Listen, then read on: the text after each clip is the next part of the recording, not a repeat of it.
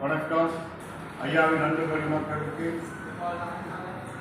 மாத வழிபாடு செப்டம்பர் மாதம் ஞாயிற்றுக்கிழமை மதியம் 1 மணி அளவில் ஐயாவின் அன்ன தர்மங்களும் நம்முடைய வைகுண்ட ஜோதி தர்ம சேவை சார்பாக பரிசு வழங்குதலும் மிக சிறப்பாக நடைபெற உள்ளது.